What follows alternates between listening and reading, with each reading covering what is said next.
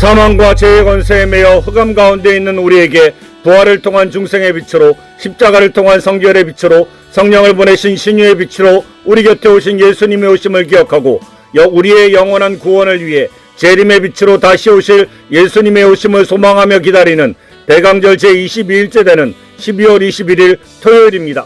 이 시간 보혜사 성령 하나님께서 사도들을 통해 주신 사도신경을 믿음으로 함께 고백하겠습니다. 나는 전능하신 아버지 하나님 천지의 창조주를 믿습니다. 나는 그의 유일하신 아들 우리 주 예수 그리스도를 믿습니다.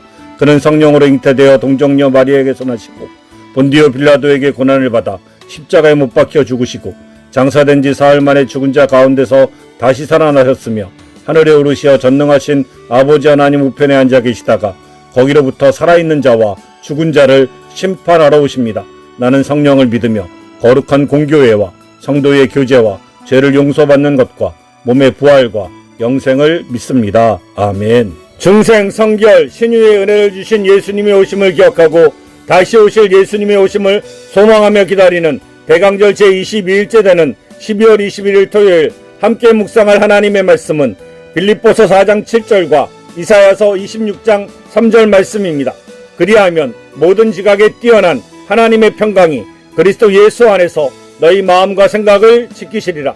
주께서 심지가 견고한 자를 평강하고 평강하도록 지키시리니 이는 그가 주를 신뢰함이니이다. 아멘.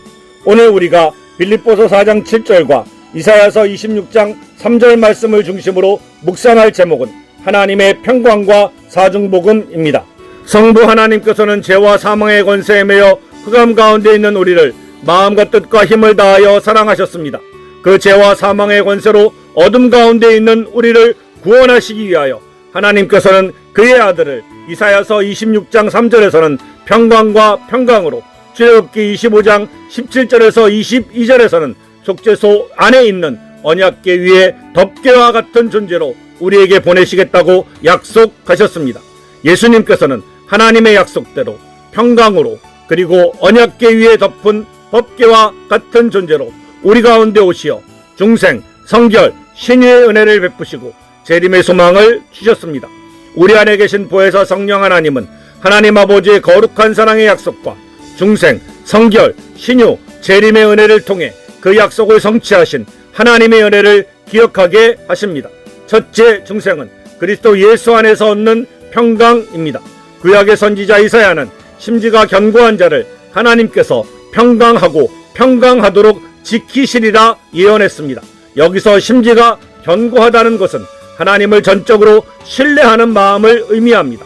중생은 우리가 그리스도 예수 안에서 하나님을 신뢰하게 됨으로써 모든 지각에 뛰어난 하나님의 평강을 선물로 받은 사건입니다.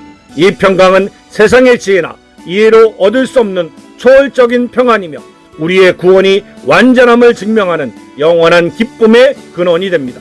거친 폭풍우가 몰아치고 배가 흔들릴 때 뱃사람은 오직 어떤 상황 속에서도 꺼지지 않는 등대의 빛을 보며 안전을 확신합니다. 중생은 우리가 인생의 폭풍우 속에서도 하나님의 평강이라는 흔들리지 않는 등대를 소유하게 된 것입니다. 이 평강이 우리의 마음과 생각을 지키고 구원의 기쁨을 선사합니다. 오늘 당신의 삶에서 가장 혼란스럽고 이해하기 어려운 문제를 하나님의 평강 안에 두십시오. 모든 지각에 뛰어난 하나님의 평강이 그리스도 예수 안에서 저희의 마음과 생각을 지키십니다. 저는 주님을 전적으로 신뢰합니다 라고 고백하며 흔들림 없는 평안함을 누리시게 되길 간절히 원합니다. 둘째 성결은 마음과 생각을 지키는 훈련입니다. 빌립보서 4장 7절은 하나님의 평강이 우리의 마음과 생각을 지키시리라고 약속합니다. 마음은 감정과 의지의 중심이며 생각은 판단과 이성의 영역입니다. 이 둘을 지키는 것은 곧 성결의 핵심입니다. 성결은 기도와 감사를 통해 하나님의 평강을 적극적으로 구하고 이 평강으로 하여금 우리 안에 들어오는 죄악된 생각, 염려, 부정적인 감정을 차단하도록 마음과 생각을 훈련하는 과정입니다. 평강이 지배할 때 거룩함은 자연스럽게 이루어집니다. 적의 침입으로부터 도시를 지키는 가장 중요한 것은 튼튼한 성곽과 충성스러운 군대입니다. 성결은 하나님의 평강이 우리의 마음과 생각이라는 도시의 파수꾼이 되어 죄의 유혹이라는 적의 공격을 물리치고 거룩함을 보존하도록 하는 것입니다. 오늘 당신의 마음속에 들어오는 가장 부정적이거나 비판적인 생각을 즉시 하나님의 평강으로 대처하십시오. 하나님의 평강이 저의 생각을 지키시니 저는 부정적인 생각 대신 거룩하고 긍정적인 생각을 품겠습니다 라고 결단하며 성결의 훈련을 실천하십시오. 셋째 신유는 평강으로 인한 전인적 안정입니다. 심지가 견고한 자를 평강하고 평강하도록 지키신다는 말씀은 하나님을 신뢰하는 자에게는 영혼의 안정을 넘어 육체의 안정까지 보장된다는 의미입니다. 질병의 많은 부분이 스트레스와 불안에 기인합니다. 신유는 하나님의 평강이 우리 안에 충만할 때 만성적인 불안과 스트레스가 해소되고 이로 인해 발생한 육체의 질병과 마음의 우울감이 근원적으로 치유되어 완전한 안정과 활력을 되찾는 것입니다.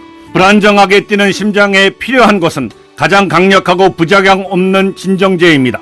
신유는 모든 지각에 뛰어난 하나님의 평강이 우리 영혼에 주입되어 불안과 염려로 인해 흥분된 우리의 신경 조직과 육체를 완전하게 안정시키고 정상적인 기능을 회복하게 하는 것입니다. 오늘 잠자리에 들기 전 10분 동안 모든 근심과 염려를 기록한 후 그것을 하나님께 맡긴다는 의미로 그 종이를 덮어 두십시오.